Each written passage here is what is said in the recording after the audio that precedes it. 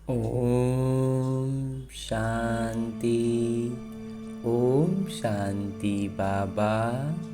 आज 25 जुलाई 2025 है और आज हम अध्ययन करने जा रहे हैं परम पिता परमात्मा के अनमोल मधुर महावाक्यों को, मुरली को।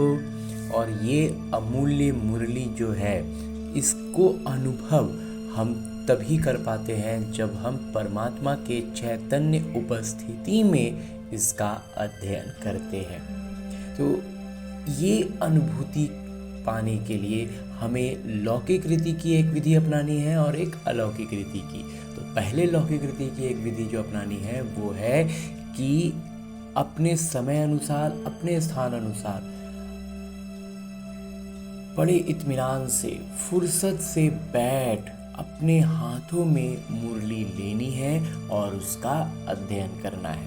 तो ये हुई लौकिक रीति की बात। और इसके बाद जो ये अध्ययन करना है ना, ये अलौकिक रीति की विधि अपनानी है, यानी आत्माभिमानी स्थिति में स्थित होकर ही मुरली का अध्ययन करना है, जिसके लिए सबसे सहज सरल विधि है कि मैं आत्मा अपने इस स्थूल शरीर से अलग होकर अपने सूक्ष्म शरीर के साथ चलता हूँ मधुबन की धरा पर, और उसमें भी खास पांडव भवन के उस हिस्ट्री हॉल में जहाँ मेरे बाबा साकार रूप में ये मुरलियाँ चलाया करते थे। बाबा ने यूँ तो ये मुरलियाँ पहले चलाई हैं, तभी तो हमें आज लिखित रूप में मिल रही हैं, लेकिन जब हम इस आत्माभिमानी स्थिति में स्थित होकर इसका अध्ययन करते हैं ना, तो बाबा की चैतन्य उपस्थिति के साथ एक एक शब्द बाबा निज तौर पर मुझे कह रहे हैं, ऐसा महसूस करते हैं। मेरे मन में उठने वाले हर बात का जवाब बाबा इसी मुरली में दे देते हैं। मेरे जीवन में हुई कोई परिस्थिति, आई हुई कोई परिस्थिति या आने वाली परिस्थिति का जवाब मेरे बाबा इस मुरली में निहित करते हैं। तभी तो मेरे बाबा मुझसे कहते हैं, मीठे बच्चे सदा एक ही फिक्र में रहो कि हमें अच्छी रीति पढ़कर अपने को राज तिलक देना है। पढ़ाई से ही राजाई मिलती है। तो हमेशा बुद्धि में बस राजाई का पद, स्वर्ग, सुखधाम, यही सब बातें चलती रहे। हाँ जी बाबा। आगे प्रश्न रूप में मेरे बाबा कहते हैं कि बच्चों को किस उल्लास में रहना है? दिल शिकस्त नहीं होना है। क्यों? दिल शिकस्त बिल्कुल नहीं होना, हमेशा उल्लास में रहना है। क्यों? और कौन सा उल्लास में रहना है? उत्तर बतलाते हैं मेरे बाबा, सदा यही उल्लास रहे कि हमें इन लक्ष्मी नारायण जैसा बनना है, इसका पुरुषार्थ करना है। दिल शिकस्त कभी नहीं होना है, क्योंकि ये पढ़ाई बहुत सहज है, घर में रहते भी पढ़ सकते हो, इसकी कोई फीस नहीं है, लेकिन हिम्मत जरूर चाहिए। हाँ जी बाबा। बाबा जितना प्यार से कहते हैं कि अच्छी रीति राज तिलक की बुद्धि में बात चलती रहेगी ना, तो हम एक नशा हो जाता है कि हमको तो अब वो लेना है। तो फिर लौकिक रीति की कोई बात हमें उलझाने के लिए आएगी ना, ये सब छोड़ो, हमको ये सब में कोई अर्थ ही नहीं है, हमको तो राज तिलक लेना है। तो राज तिलक के लिए क्या क्या करना है, ज्ञान बाबा ने सहज रूप से दे दिया है, और आगे भी लगातार देते रहते हैं। हर परिस्थिति के अनुसार निज तौर पर बाबा बैठ के हमसे बात करते हैं। तभी तो कहते हैं ना, हमसे पूछ लिया करो कुछ भी हो तो पूछ कर बात करके एकदम बाबा के संग रहेंगे और नशा में रहेंगे कि हमें अब राज तिलक करना है। कोई भूल चूक हो जाए तो कल बाबा ने कहा था, भूल चूक अगर हुई तो हमेशा बुद्धि में रखना है कि अपने से योग बल द्वारा खुद को माफ करना है, और दूसरों के लिए विघ्न विनाशक बनने की योजना बनाने के लिए कहा है बाबा ने। तो उन सब बातों को हम ध्यान में रखना है, बुद्धि में यही सब बातें चलानी है। लौकिक रीति की बातें एकदम हवा, कोई अर्थ ही नहीं है उनका। गीत है, तुम ही हो माता पिता, तुम ही हो बंधु सखा, तुम ही हो। ओम शांति। बच्चों ने अपने पिता की महिमा सुनी। महिमा एक की है और कोई की महिमा गाई नहीं जा सकती। गाते हैं लेकिन बाबा कहते हैं गाई जा नहीं सकती, किसी में उतनी महिमा है ही नहीं, सब कुछ मेरे बाबा से ही है। तो जब ब्रह्मा विष्णु शंकर की भी कोई महिमा नहीं है। ब्रह्मा द्वारा स्थापना कराते हैं, शंकर द्वारा विनाश कराते हैं, विष्णु द्वारा पालना कराते हैं। लक्ष्मी नारायण को ऐसा लायक भी शिव बाबा ही बनाते हैं, उनकी ही महिमा है। उनके सिवाय फिर किसी की महिमा गाई जाए, किसकी महिमा गाई जाए? उनके अलावा फिर और किसी का महिमा गाने का कोई अर्थ ही नहीं है। तो इनको ऐसा बनाने वाले शिक्षक न हो तो ये भी ऐसा ना बने। फिर महिमा है सूर्यवंशी घराने की, जो राज्य करते हैं। बाबा संगम पर ना आए तो इन्हों को राजाएं भी मिल ना सके, और तो किसकी महिमा, और तो किसी की महिमा है ही नहीं। तो फॉरेनर्स जो विदेशी भाई हैं आदि कोई की भी महिमा करने की दरकार नहीं। बाबा लौकिक दुनिया का तो कोई भी हो उसका तो कोई अर्थ ही नहीं है। जो बाबा देवी देवताओं की कहते हैं कि महिमा का नहीं कोई अर्थ है, तो लौकिक दुनिया में कोई विदेशी है, कोई बहुत ऊंचा पद पर है, कोई बहुत अमीर है, इस सब का तो कोई बिल्कुल ही अर्थ ही नहीं है। वो सब उनका किरदार है। महिमा है ही सिर्फ एक की, दूसरा ना कोई। ऊंचते ऊंच शिव बाबा ही हैं, उनसे ही ऊंच पद मिलता है। तो उनको अच्छी तरह से याद करना चाहिए ना। अपने को राजा बनाने के लिए आप ही पढ़ना है, खुद से पढ़ाई पढ़नी है। इसमें सेल्फ स्टडी कहते हैं ना लौकिक में। तो जैसे बैरिस्टरी पढ़ते हैं तो अपने को पढ़ाई से बैरिस्टर बनाते हैं ना। तुम बच्चे जानते हो शिव बाबा हमको पढ़ाते हैं, जो अच्छी रीति पढ़ेगा वही उच्च पद पाएगा। नहीं पढ़ने वाले पद पा ना सके। पढ़ने के लिए बाबा श्रीमत देते हैं, कैसे पढ़ना है, क्या पढ़ना है, कितना पढ़ना है, सब कुछ बाबा बतलाते हैं। मूल बात है पावन बनने की, जिसके लिए ये पढ़ाई है। ये पढ़ाई इस पढ़ाई का भी उद्देश्य क्या है? हमें अपने मुझ आत्मा को इस विकारी संस्कारों का जो जंजाल में मैं फंस गया हूँ, इससे निकालना, एकदम सहज रीति निकलने की विधि है। वही विधि सीखना है, अभ्यास करना है, वो पढ़ाई है। तो तुम जानते हो इस समय सब तमो प्रधान पतित हैं। अच्छे व बुरे मनुष्य तो होते ही हैं। पवित्र रहने वाले को अच्छा कहा जाता है। अच्छा पढ़कर बड़ा आदमी बनता है तो महिमा होती है, परंतु है तो सब पतित। अभी कोई कितना भी कुछ कर ले, है तो पतित ना। पतित ही पतित की महिमा करते हैं। सतयुग में है पावन, वहाँ कोई किसी की महिमा नहीं करते। यहाँ पवित्र सन्यासी भी हैं, अपवित्र गृहस्थी भी हैं। सन्यासी पवित्र हैं लेकिन गृहस्थी अपवित्र हैं, तो पवित्र की महिमा गाई जाती है। तो चूंकि वो पवित्र हैं इसलिए उनकी महिमा कहते हैं। वहाँ तो यथा राजा रानी तथा प्रजा होते हैं, तो जैसा राजा रानी वैसा ही प्रजा, खाली बस पद का ऊपर नीचे है, और तो उसके हिसाब से जो कुछ भी होगा उसमें कमी आएगी वैभव में, बाकी और कोई फर्क नहीं होगा। और कोई धर्म नहीं जिसके लिए पवित्र और अपवित्र कहें। यहाँ तो कोई गृहस्थियों की भी महिमा गाते रहते हैं, उनके लिए जैसे वही खुदा अल्लाह है। परंतु अल्लाह को तो पतित पावन, मुक्ति दाता, पथ प्रदर्शक कहा जाता है। वो फिर सब कैसे हो सकते हैं? सब के सब अगर पथ प्रदर्शक ही हो जाए, मुक्ति दाता ही हो जाए, पतित पावन ही हो जाए, तब तो फिर कोई अर्थ ही नहीं रह गया ना। दुनिया में कितना घोर अंधियारा है। अभी तुम बच्चे समझते हो तो बच्चों को ये ओना रहना चाहिए। हमको पढ़कर अपने को राजा बनाना है। जो अच्छी रीति पुरुषार्थ करेंगे वही राज तिलक पाएंगे। बच्चों को उल्लास में रहना चाहिए। हम भी इन लक्ष्मी नारायण जैसा बने, इनमें मूंझने की दरकार नहीं। और इस बात में मूंझने का तो कोई बात ही नहीं रह गया ना। पुरुषार्थ करना चाहिए, दिल शिकस्त नहीं होना चाहिए। ये कभी मन में भावना नहीं आ जाए कि हमसे नहीं हो पाएगा, हम छोड़ देते हैं, हम रहने देते हैं, हमसे नहीं हो रहा है। ये कभी नहीं करना है। इसी को बाबा कहते हैं दिल शिकस्त हो जाना, खुद से हार मान लेना। ये पढ़ाई ऐसी है, खटिया पर सोए हुए भी पढ़ सकते हो। इसके लिए तो कोई मतलब लौकिक रीति की एक तरह से कहे ना कि अगर दिल से भावना जुड़ गई ना तो फिर लौकिक में आप क्या कर रहे हैं ना, सो रहे हैं, जाग रहे हैं, उठ रहे हैं, बैठ रहे हैं, खा रहे हैं, पी रहे हैं, सब समय बुद्धि में ज्ञान मंथन चलता रहेगा। पढ़ाई में हम आगे बढ़ते रहेंगे। तो विलायत में रहते भी पढ़ सकते हो, सोए हुए भी पढ़ सकते हो, विलायत में रह के पढ़ सकते हो, घर में रहते भी पढ़ सकते हो। इतनी सहज पढ़ाई है। मेहनत कर अपने पापों को काटना है और दूसरों को भी समझाना। जब दूसरों को समझाने लगते हैं ना तो खुद की बुद्धि की स्पष्टता तो मानो इतनी तीव्रता से बढ़ती है कि कुछ कहा नहीं जा सकता।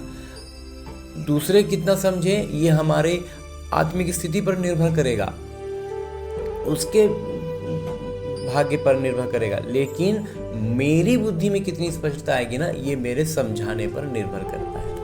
तो दूसरे धर्म वालों को भी तुम समझा सकते हो। कोई को भी ये बताना है कि तुम आत्मा हो, आत्मा का स्वधर्म एक ही है, इनमें कोई फर्क नहीं पड़ सकता है। शरीर से ही अनेक धर्म होते हैं, आत्मा तो एक ही है। सब एक ही बाबा के बच्चे हैं। आत्माओं को बाबा ने गोद लिया है, इसलिए ब्रह्मा मुख वंशावली गाए जाते हैं।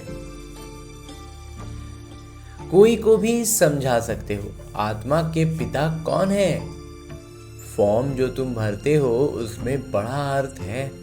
बाबा तो जरूर है ना, पिता तो सबके हैं, तो जिनको याद भी करते हैं, आत्मा अपने पिता को याद करती है। आजकल तो भारत में कोई को भी फादर कह देते हैं, ये आ गया है दूसरे धर्मों से, फादर कहते हैं, फादर का एक वो देख देते हैं। मेयर को भी फादर कहेंगे, परंतु आत्मा के पिता कौन है उसे जानते नहीं है। गाते भी हैं तुम मात पिता हम बालक तेरे, लेकिन अर्थ नहीं समझ पाते हैं। परंतु वो कौन है, कैसे हैं, कुछ भी पता नहीं।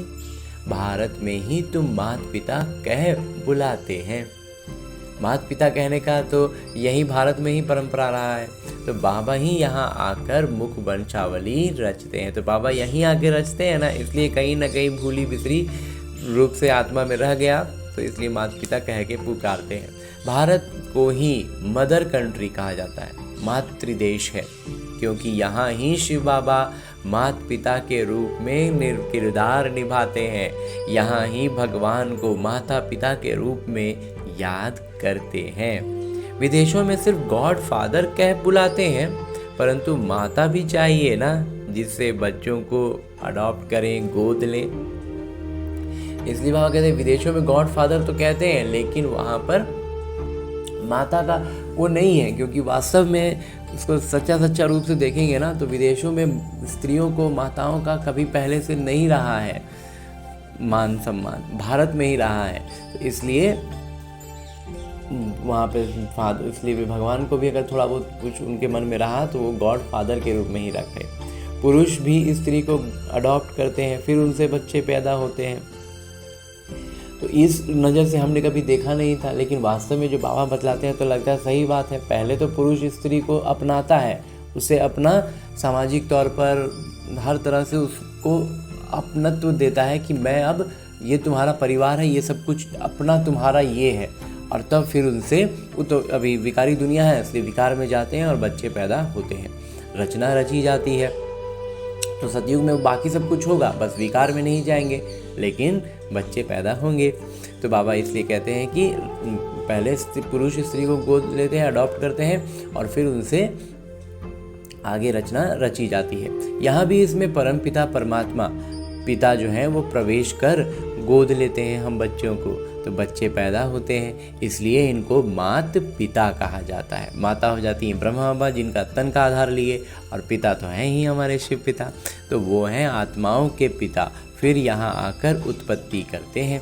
यहाँ तुम बच्चे बनते हो फादर और मदर कहा जाता है। यहाँ जब हम बच्चे बन जाते हैं ना तो फिर शिव बाबा को पिता और ब्रह्मा बाबा को माँ कहा जाता है, क्योंकि शिव बाबा ने ब्रह्मा बाबा को पहले अपनाया और फिर उनसे बच्चे पैदा किए। तो इसमें विकार की तो कोई बात हुई नहीं। तो लेकिन हम बच्चे तो ब्रह्मा मुख से ही निकल रहे हैं ना, हमारे लिए निमित्त कोई और बना, लेकिन बने तो हम बाबा के ही बच्चे, इसलिए वो हमारे माता और पिता हो गए। बिल्कुल बाबा इसको एकदम सहज रीति करके लौकिक दुनिया के लौकिक रीति जो हम करते थे उसके हिसाब से समझाते हैं। वो तो है स्वीट होम, जहाँ सब आत्माएं रहती हैं। वहाँ भी बाबा के बगैर कोई ले जा ना सके। वो जो शांति धाम है, स्वीट होम है, बाबा कहते हैं वहाँ भी ना कोई भी नहीं लेके जा सकता है बाबा के सिवा। तो वहाँ भी बाबा के बगैर कोई ले ना जा सके। तो कोई भी मिले तो बोलो तुम स्वीट होम जाना चाहते हो, अपने मीठे घर शांति धाम पहुँचना चाहते हो, फिर पावन जरूर बनना पड़ेगा। और जाना चाहते हो तो पावन तो बनना पड़ेगा ना।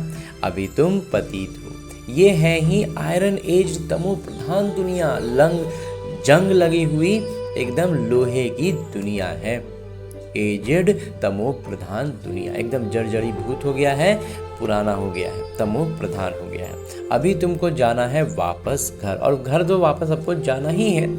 तो अपने से हो जाएंगे पावन तो अच्छी बात है, नहीं होंगे तो सजाएं खाकर पावन होना तो है ही। आयरन एज्ड आत्माएं तो वापस घर जा ना सके, क्योंकि जो जंग लगा हुआ आत्मा में जो विकारों का है ना, वो उसके समेत तो नहीं जा सकता, तो वो तो छूटेगा ही। तो अपने से छुड़ा दें, अपने से छोड़ दें तो अच्छा है, नहीं तो सजाएं मिल लेंगी। तो आत्माएं स्वीट होम में पवित्र ही रहती हैं, वहाँ पे कोई अपवित्र रह ही नहीं सकता। तो तभी तो वो शांति धाम रहेगा ना। अपवित्र भी घुस जाएंगे तो शांति धाम नहीं रह पाएगा। तो इसलिए वहाँ पे सब पतित से पावन होकर ही पहुँचते हैं।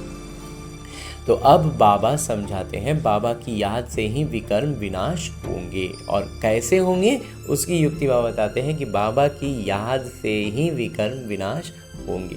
कोई भी देहधारी को याद न करो, बाबा को जितना याद करेंगे उतना पावन बनेंगे और फिर ऊंच पद पाएंगे नंबर वार। लक्ष्मी नारायण के चित्र पर कोई को भी समझाना सहज है। भारत में इनका राज्य था। ये जब राज्य करते थे तो विश्व में शांति थी। विश्व में शांति पिता ही कर सकते हैं और कोई की ताकत नहीं। अभी बाबा हमको राजयोग सिखला रहे हैं नई दुनिया के लिए। राजाओं का राजा कैसे बन सकते हैं वो बतलाते हैं। बाबा ही ज्ञानवान है, परंतु उनमें कौन सा ज्ञान है ये कोई नहीं जानते हैं। सृष्टि के आदि मध्य अंत का इतिहास भूगोल बेहद के पिता ही सुनाते हैं। मनुष्य तो कभी कहेंगे सर्वव्यापी है, या कहते सबके अंदर को जानने वाले हैं, या तो सब कण कण में भगवान कह देते हैं, या फिर कहते हैं कि हर के अंदर को जानने वाले हैं। तो फिर अपने को तो कह ना सकें। ये सब बातें बाबा बैठ समझाते हैं। अपने आप की जब बात आती है तो वहां फिर उलझ जाते हैं, क्योंकि सच नहीं है ना, सही बात नहीं है, तो बुद्धि तो जाकर के चक्रित होगी, बुद्धि फंसेगी। अच्छी रीति धारण कर और हर्षित होना है। जितना ज़्यादा ज्ञान को स्पष्ट होता जाएगा ना, उतना ज़्यादा हर्ष हमारा बढ़ता जाता है। इन लक्ष्मी नारायण का चित्र सदैव हर्षित मुख वाला ही बनाते हैं। लक्ष्मी नारायण का चित्र देख के ही हर्षित मुख होता है कि यही हमको बनना है, बिल्कुल ऐसा ही बनना है। तो स्कूल में उच्च दर्जा पढ़ने वाले कितना हर्षित होंगे। स्कूल में जो नंबर आगे नंबर लाने वाले बच्चे होते हैं उनके हमेशा खुशी रहती है ना। तो लौकिक दुनिया का प्रभाव है, वो अलग चीज़ है। नहीं तो अंकों की और पढ़ाई की जब बात हो तो उनके चेहरे पर अलग ही तरह की खुशी दिखाई देती है। दूसरे भी समझेंगे ये तो बहुत बड़ा इम्तिहान पास करते हैं, ये तो बहुत ऊंची पढ़ाई है। फी आदि की कोई बात नहीं, कोई भी तरह का शुल्क फीस जो भरा जाता है कहीं पर भी, मेंबरशिप फीस और फलाना फीस, इस तरह का बाबा कहते हैं कोई फीस है ही नहीं, सिर्फ हिम्मत की बात है। अपने को आत्मा समझ बाबा को याद करना है, जिसमें ही माया विघ्न डालती है। बाबा कहते हैं पवित्र बनो। बाबा से प्रतिज्ञा कर फिर काला मुंह कर देते हैं। बहुत जबरदस्त माया है। फेल हो जाते हैं तो फिर उनका नाम नहीं गाया जा सकता। बाबा कहते हैं माया भी अपना पूरा जोर लगाता है ना, और जब उसका जोर लग गया, हम पर प्रभाव पड़ गया तो फेल हो गए। अब फेल हो गए तो बाबा कहते हैं फिर उसका गायन थोड़ी होगा। फलाने शुरू से लेकर बहुत अच्छे चल रहे हैं, महिमा गाई जाती है। बाबा कहते हैं अपने लिए आप ही पुरुषार्थ कर राजधानी प्राप्त करनी है, पढ़ाई से ऊंच पद पाना है। ये है ही राजयोग, प्रजा योग नहीं है। ये राजयोग है, प्रजा योग थोड़ी है। परंतु प्रजा भी तो बनेंगे ना। लेकिन कुछ है जो राज पद को नहीं पाएंगे तो वो प्रजा बनेंगे, दासी बनेंगे।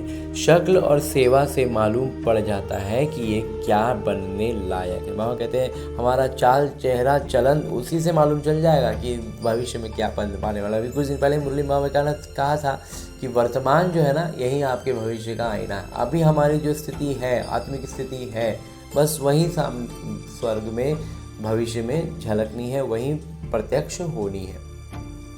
तो घर में छात्र की चाल चलन से समझ जाते हैं, ये फर्स्ट नंबर में, ये थर्ड नंबर में आएंगे। यहाँ भी ऐसे है, जब पिछाड़ी में इम्तहान पूरा होगा तब तुमको सब साक्षात्कार होंगे। साक्षात्कार होने में कोई देरी नहीं लगती है। फिर लज्जा आएगी कि हम नापास हो गए। नापास होने वालों को प्यार कौन करेंगे? बाबा कहते हैं जो फेल हो जाते हैं ना, फिर उनको प्यार कोई करेगा? और वो भी इस कल्प के इम्तिहान में। पद ही इतना नीचे चला जाएगा ना कि क्या हो, दास दासी को कोई विशेष रूप से प्यार करता है। तो इस बात की सजगता रखनी है। मनुष्य बायोस्कोप देखने में खुशी का अनुभव करते हैं, लेकिन बाबा कहते हैं नंबर 1 गंदा बनाने वाला है बायोस्कोप। सबसे ज़्यादा हमारी बुद्धि को घुमाता है ना, तो बाबा जिस समय साकार में थे उस समय ये बायोस्कोप इकलौता था।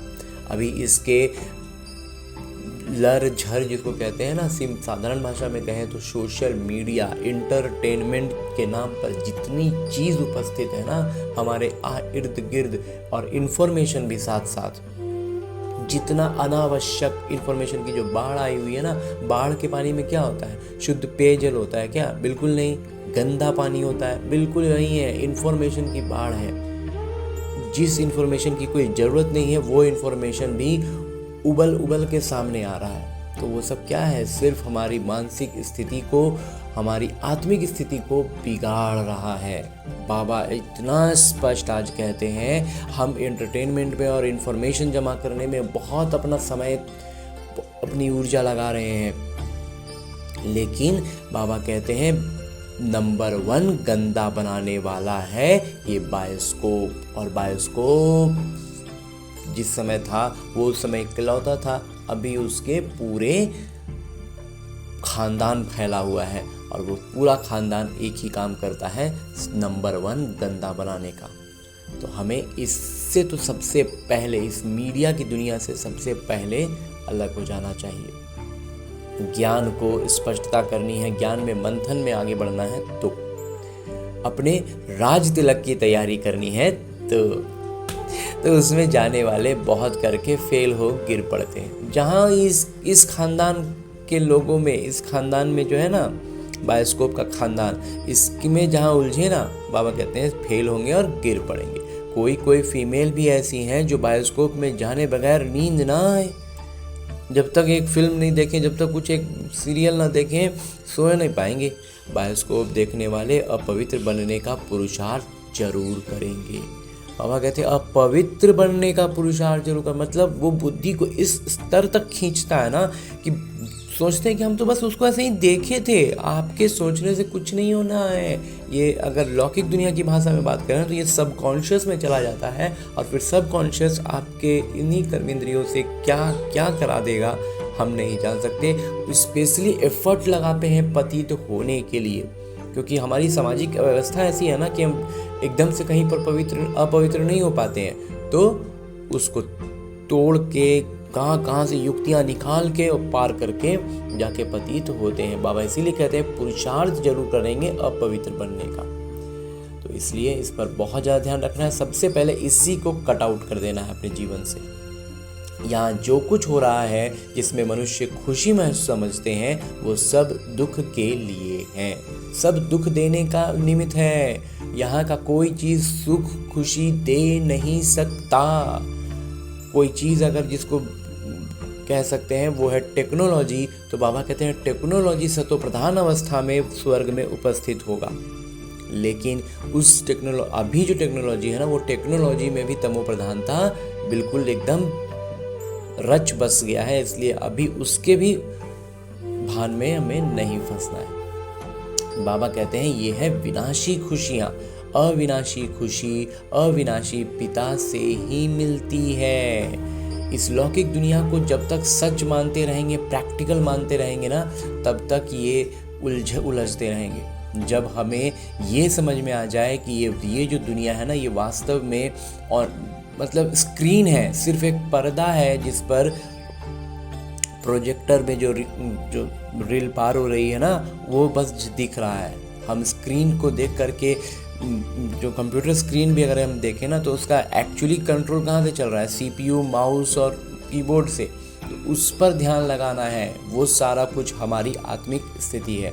ये लौकिक दुनिया जो दिख रही है ना, ये सिर्फ और सिर्फ स्क्रीन है। स्क्रीन पर जाके कुछ भी चेंज नहीं होता है। उसको देख करके कहीं उलझना नहीं। आपको कुछ भी नहीं पसंद आ रहा, आप कीबोर्ड से चेंज कर सकते हैं। कीबोर्ड में बटन है और कीबोर्ड का बटन है हमारे संकल्प की शक्ति। तो इसलिए वहाँ उलझना नहीं है। अब कहते हैं कि ये जो विनाशी यहाँ पर स्क्रीन पर देख करके खुश हो रहे हैं, ये सब उसी में हम गड़बड़ हो जा रहा है। अविनाशी खुशी अविनाशी पिता ही देते हैं। और ये अविनाशी है, लौकिक भाषा में अगर इसके उदाहरण से देखें तो वो कीबोर्ड और माउस हमारे संकल्प, हमारी वृत्ति है। तुम समझते हो बाबा हमको इन लक्ष्मी नारायण जैसा बनाते हैं। वैसे आगे तो पहले तो 21 जन्म के लिए लिखते थे, अभी बाबा लिखते हैं 50-60 जन्म, क्योंकि द्वापर में भी पहले तो बहुत धनवान सुखी रहते हो ना। 50-60 जन्म, अंतिम जन्म में भी तो कोई जो बच्चे ब्राह्मण बच्चे बनते हैं वो उतनी बुरी अवस्था में नहीं है जितनी बुरी अवस्था में जो एकदम ज्ञान से एकदम अछूते हैं। उनकी अवस्था जितनी ज़्यादा बुरी है ना, उतनी बुरी नहीं थी। तो इस अंतिम अगर हम 84 जन्म के भी हों तो 84 जन्म तक हमें इसका प्रभाव देखने को मिलता है। और बाकी 50-60 जन्म तो बाबा कहते हैं सुख में रहेंगे। 21 जन्म तो मतलब दुख का निशान नहीं होगा। उसके बाद के जो जन्म होंगे ना, उसमें भी सुख इतना ज़्यादा होगा। आज की तुलना में करें ना तो इतना 100 गुना, 1000 गुना, लाख गुना होगा। स्वर्ग की तो हम कल्पना भी वास्तव में कहें तो नहीं कर सकते। इतनी श्रेष्ठ है स्वर्ग की खुशियाँ और वैभव। तो हम अभी द्वापर से ही तुलना करें, एक मंदिर में इतना सोना था, इतना सब कुछ था, तो स्वर्ग में क्या होगा? वो द्वापर का मंदिर था। तो इसलिए बाबा अब लिखते हैं 50-60 जन्म के लिए, क्योंकि धनवान तो और सुखी तो द्वापर में भी रहते ही हैं शुरुआत में। भल पतित बनते हो तो भी धन बहुत रहता है। बाबा कहते हैं पतितपना आना शुरू होता है, धीरे धीरे ना नीचे उतरते हैं। तो शुरुआत में तो लगभग वहीं पर रहते हैं। तो इसलिए खुशी और वैभव सुख बहुत होता है। ये तो बिल्कुल जब तमो प्रधान बनते हैं तब दुख शुरू होता है। जब तमो प्रधानता बढ़ने लगता है ना, तब दुख का हम ज़्यादा एहसास करने लगते हैं। पहले तो सुखी रहते हो, जब बहुत दुखी होते हैं तब बाबा आते हैं। महा अजामिल जैसे पापियों का भी उद्धार करते हैं। महापापी कहते हैं बाबा, और उसका भी उद्धार हो जाता है। इसके हर कोई को अपने स्तर पर पुरुषार्थ करना होता है। बाबा कहते हैं मैं सबको ले जाऊंगा मुक्ति धाम, फिर सतयुग की राजाई भी तुमको देता हूं। सबका कल्याण तो होता है ना, सबको अपने ठिकाने पर पहुंचा देते हैं, शांति में व सुख में। जिसका जो ठिकाना रहा, जो शांति धाम में रुकना है वो वहीं रुक जाएगा। जिसको सुख में आना है वो सतयुग में आएंगे। तो सतयुग में सबको सुख रहता है। तो जो सतयुग में आएंगे वो तो सुखी रहेंगे ही। शांति धाम में भी सुखी रहते हैं। कहते हैं विश्व में शांति हो। बोलो, इन लक्ष्मी नारायण का जब राज्य था तो विश्व में शांति थी ना। दुख की बात हो नहीं सकती। लक्ष्मी नारायण के राज्य में दुख का निशान ही नहीं था। न दुख न अशांति। यहाँ तो घर घर में अशांति है, देश देश में अशांति है, सारे विश्व में ही अशांति है। कल बाबा ने कहा था ना, दुख का किरदार चल रहा है, दुख का सीन चल रहा है, सब तरफ दुख ही नजर आएगा। से में कहीं पर छोटा मोटा सुख नजर भी आ गया तो वो बहुत काग विष्टा समान है, एकदम कागज की तरह, कब खत्म हो जाएगा पता भी नहीं, दुख के इस समुद्र में गल जाएगा। तो इसलिए बाबा कहते हैं कितने टुकड़े टुकड़े हो पड़े हैं, कितनी फ्रैक्शन है, हर चीज में टुकड़ा, रिश्तों में टुकड़े हैं, समाज के टुकड़े हैं, देशों के टुकड़े हैं। 100 माइल पर भाषा अलग। अब कहते हैं भारत की प्राचीन भाषा संस्कृत है। यहाँ हर 100 कोस में बाबा कहते हैं भाषा तो बदलती ही है। ऐसे लौकिक में भी हम जानते थे कि भारत के बारे में कहा जाता है 3 कोस पर वाणी और 6 कोस में वाणी बदल जाती है भारत में, तो भाषा बदल जाती है। लेकिन कहते हैं कि भारत में प्राचीन भाषा संस्कृत है। अब आदि सनातन धर्म का ही किसी को पता नहीं है तो फिर कैसे कहते हैं कि ये प्राचीन भाषा है। आज बाबा संस्कृत को भी समझा दिए, स्पष्ट कर दिए कि जब आदि सनातन देवी देवता धर्म का ही पता नहीं है, हिंदू हिंदू कह रहे हैं, तो फिर संस्कृत भाषा उसकी है, वहां से आई है, ये कहां से कह देते हैं प्राचीन भाषा संस्कृत है, ये कैसे कहते हैं। ये भी मतलब एक तरह से कहें तो कोई इसका आधार नहीं है। अब आदि सनातन धर्म का ही किसी को पता नहीं तो फिर कैसे कहते हैं कि ये प्राचीन भाषा है। तुम बता सकते हो आदि सनातन देवी देवता धर्म कब था। तुम्हारे में भी नंबरवार है, कोई तो डल हेड भी होते हैं, देखने में भी आता है ये जैसे पत्थर बुद्धि है। अज्ञान काल में भी कहते हैं ना, हे भगवान इनकी बुद्धि का ताला खोलो।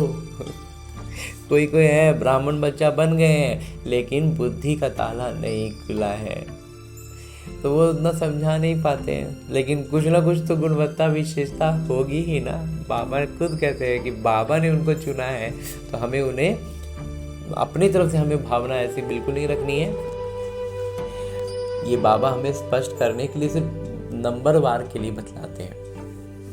बाबा तुम सब बच्चों को ज्ञान की रोशनी देते हैं, उससे ताला खुलता जाता है, फिर भी कोई कोई की बुद्धि खुलती नहीं। कहते हैं बाबा आप बुद्धिमानों की बुद्धि हो, हमारे पति की बुद्धि का ताला खोलो। बाबा कहते हैं इसलिए मैं थोड़ी ही आया हूँ जो एक एक की बुद्धि का ताला बैठ खोलूं, फिर तो सबकी बुद्धि खुल जाए, सब महाराजा महारानी बन जाए। हम कैसे सबका ताला खोलेंगे। उनको सतयुग में आना ही नहीं होगा तो हम ताला कैसे खोलेंगे। ड्रामा अनुसार समय पर ही उनकी बुद्धि खुलेगी, मैं कैसे खोलूंगा। ड्रामा के ऊपर भी है ना, सब फुल पास थोड़े ही होते हैं, स्कूल में भी नंबरवार होते हैं, ये भी पढ़ाई है। जैसे लौकिक रीति की स्कूल में पढ़ाई में होता है, डिवीज़न होते हैं, रैंक होता है, वैसे ही बाबा कहते हैं यहाँ भी है, प्रजा भी बनना है। सबका ताला खुल जाए तो प्रजा कहाँ से आएगी। ये तो कायदा नहीं। तुम बच्चों को पुरुषार्थ करना है, हर एक के पुरुषार्थ से जाना जाता है। जो अच्छी रीति पढ़ते हैं उनको जहाँ तहाँ बुलाया जाता है। बाबा कहते हैं कि हमें अपना पुरुषार्थ करना है, क्योंकि हमें एग्जैक्टली पहले से अभी तो बिल्कुल पता नहीं है ना कि हम कौन सा पद पाने वाले हैं। तो अपना पुरुषार्थ तो हमें जितना हो सके, जितना यथासंभव है हम पुरुषार्थ में लगे रहें, ताकि जो हमारा अधिक से अधिक पद है ना वो मिल सके। हम पहले ही क्यों सोच रहे कि मेरा उच्च पद नहीं होगा, हम पुरुषार्थ में लगे रहें। तो इसलिए बाबा कहते हैं जो अच्छी रीति पढ़ने वाले होते हैं उनको फिर सब जगह बुलाया जाता है। बाबा जानते हैं कौन कौन अच्छी रीति सेवा कर रहे हैं। बच्चों को अच्छी रीति पढ़ना है, अच्छी रीति पढ़ेंगे तो घर ले जाऊंगा, फिर स्वर्ग में भेज दूंगा। और कहते हैं जो अच्छा पढ़ेंगे ना उनको घर तो ले जाएंगे और फिर स्वर्ग में भी भेज देंगे, नहीं तो सजाएं बहुत कड़ी हैं, पद भी भ्रष्ट हो जाएगा। स्टूडेंट को टीचर का शो निकालना चाहिए। जो छात्र होते हैं ना उनसे उनके शिक्षक का परिचय होता है। अच्छा ये फलाने शिक्षक से पढ़ के निकला है, तो बच्चे का तो नाम हुआ ही, शिक्षक का भी नाम होता है। तो हमें क्या करना है, हमें अपने व्यक्तित्व से इतना निखरना है कि जो अज्ञानी आत्मा है ना, उनको एक बार लग जाए कि इनको पढ़ाने वाले कौन है, ये क्या पढ़ाई पढ़ते हैं जो ऐसे हो गए हैं। तो ये चीज़ लौकिक में होती है तो अलौकिक में भी होगी। तो गोल्डन एज में पारस बुद्धि थे, अभी है आयरन एज। तो यहाँ गोल्डन एज बुद्धि हो कैसे सकती, और कहते वहाँ होगा ना गोल्डन एज, तो वहाँ पर वो बुद्धि होगी। लेकिन अभी जो ज्ञान है वो ज्ञान से उस बुद्धि के स्तर तक हम पहुँच सकते हैं। विश्व में शांति थी जब एक राज्य एक ही धर्म था। अखबार में भी तुम डाल सकते हो, भारत में जब इनका राज्य था तो विश्व में शांति थी। आखिरी समझेंगे जरूर, बाबा कहते हैं अखबार में भी डाल सकते हो, अंत समय आने लगेगा ना तो फिर सब समझने लगेंगे। तुम बच्चों का नाम बाला होना है, अंत में तो सब बाबा कहते हैं मानेंगे ही। उस पढ़ाई में कितने किताब आदि पढ़ते हैं, यहाँ तो कुछ नहीं, बिल्कुल पढ़ाई सहज है। बाकी याद में अच्छे अच्छे महारथी भी फेल हैं। हम कहते हैं याद की यात्रा की जब बात होती है ना, उसमें अच्छे अच्छे महारथी फेल हो जाते हैं। और बाबा का जो रैंकिंग होगा ना, उसमें याद का ही मुख्य किरदार है, मुख्य मतलब नंबर सबसे ज़्यादा वहीं से मिलना है। तो याद का जौहर नहीं होगा तो ज्ञान तलवार चलेगी नहीं। ये ज्ञान तलवार तो है, लेकिन इसका धार जो है ना वो योग है, याद है। याद नहीं होगा तो बाबा कहते हैं तलवार चलेगा नहीं, काम नहीं करेगा। बहुत याद करें तब जौहर आए। भल बंधन में भी हैं फिर भी याद करते रहते हो, बहुत फायदा है। अगर बहुत याद में रह करके जितना भी कर्म बंधन है सब में उसे ही अपना लौकिक रीति की चीज़ों में, दुनिया वालों की तरफ से लौकिक रीति की चीज़ों में फंसे हुए हैं, लेकिन बुद्धि से याद चल रही है ना, तो बाबा कहते हैं बहुत फ़ायदा मिलने वाला है। कभी बाबा को देखा भी नहीं है, याद में ही प्राण छोड़ देते हैं तो भी बहुत अच्छा पद पा सकते हैं, क्योंकि याद बहुत करते हैं। बाबा की याद में प्यार के आंसू बहाते हैं, वो आंसू मोती बन जाते हैं।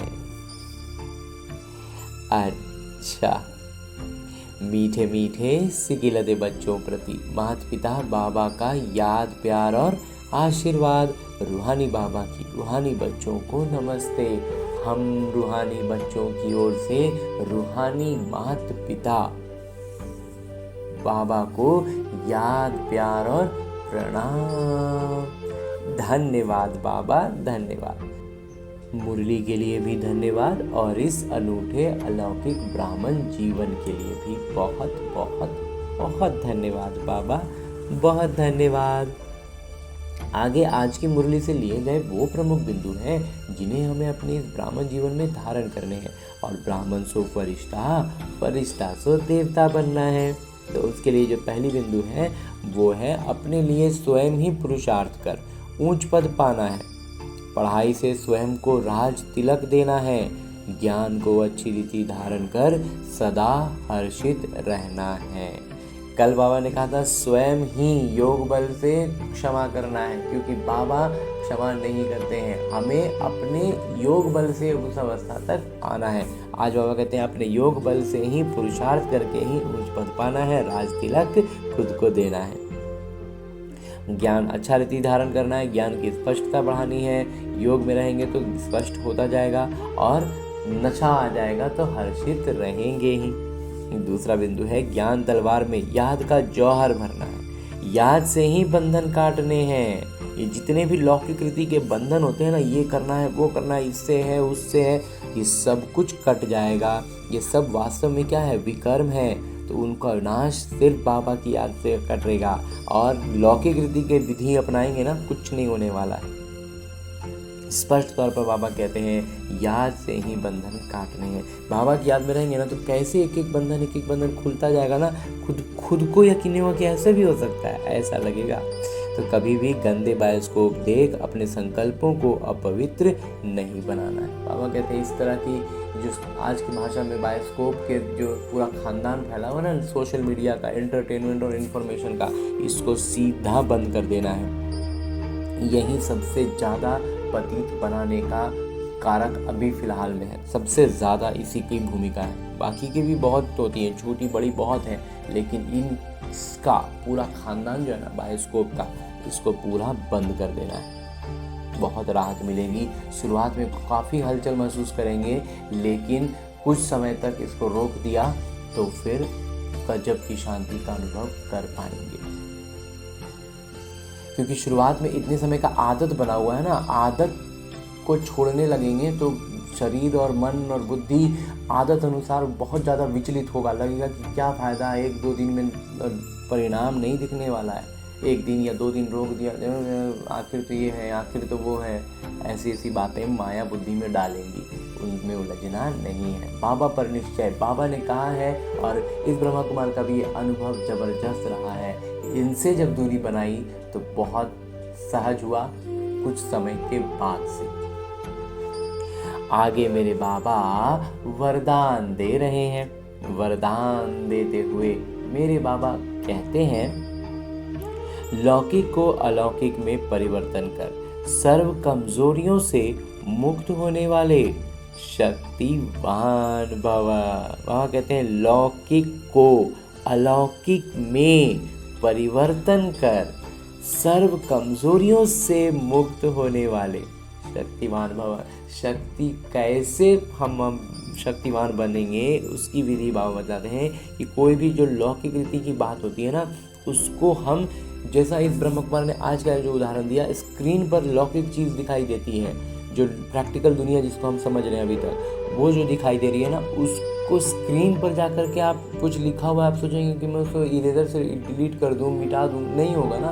उसके लिए कीबोर्ड में जाना होगा, वहाँ पे सेलेक्ट करके डिलीट मारेंगे तो वो डिलीट होगा ना। तो ये सारा कुछ संकल्पों के स्तर पर होगा। उसको अलौकिक में लाना है, उसको समझना है कि वो दिख तो रहा है सामने में, तो सामने का विधि अपनाएंगे तो कुछ नहीं होने वाला।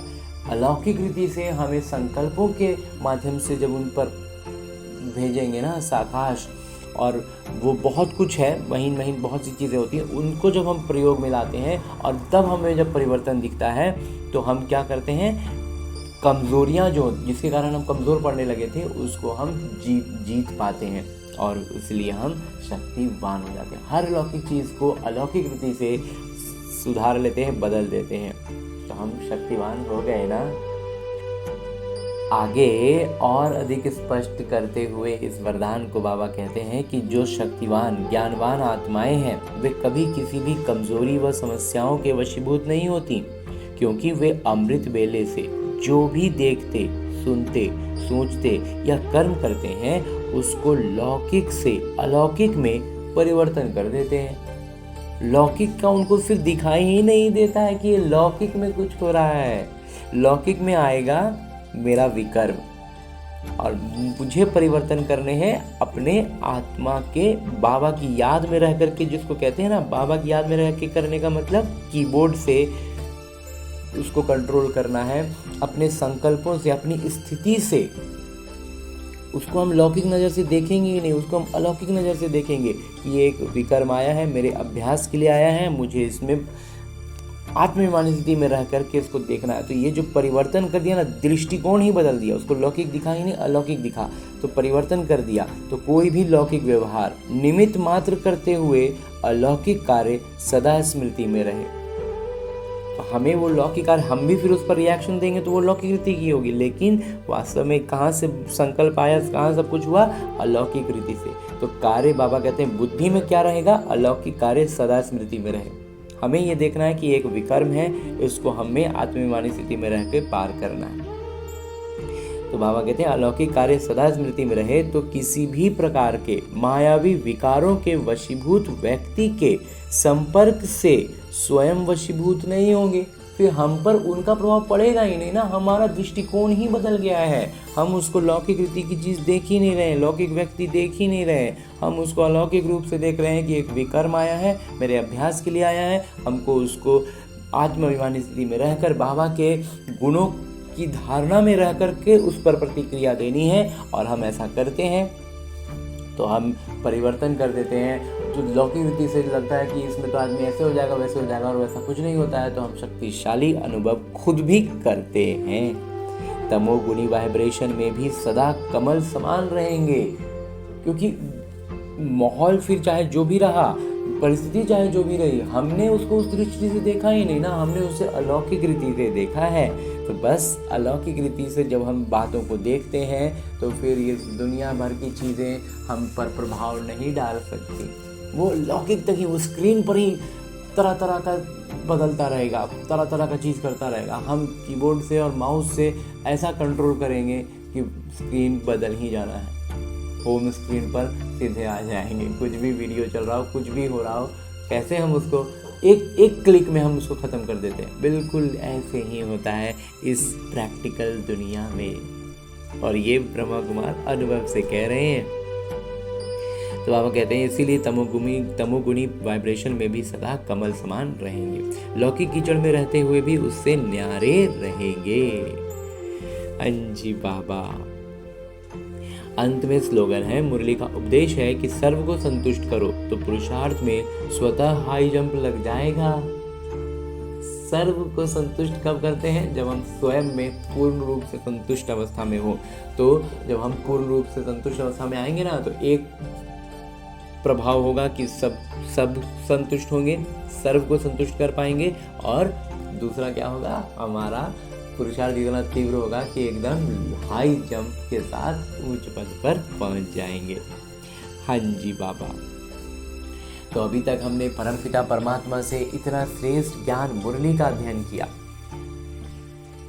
वरदान प्राप्त किया, बहुत अमूल्य वरदान दिया है बाबा ने। तो ये वरदान प्राप्त किया, और अब मेरे बाबा इसी अव्यक्त स्वरूप में स्थित रहकर एक इशारा भी देते हैं। बाबा कहते हैं, संकल्पों की शक्ति जमा कर श्रेष्ठ सेवा के निमित्त बनो।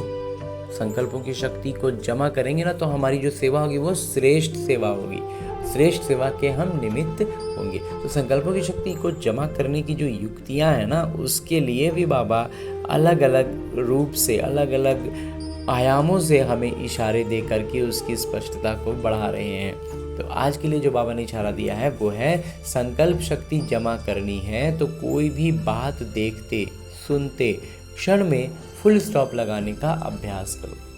संकल्प की शक्ति ना इधर ही बर्बाद जाती है। बाबा कहते हैं कुछ भी दिखाई दिया, सुनाई दिया, एक क्षण में फुल स्टॉप। इसका अभ्यास करना होगा, तभी तो अंतिम पेपर में भी हम अभ्यासी होंगे, हमारी आदत में होगा।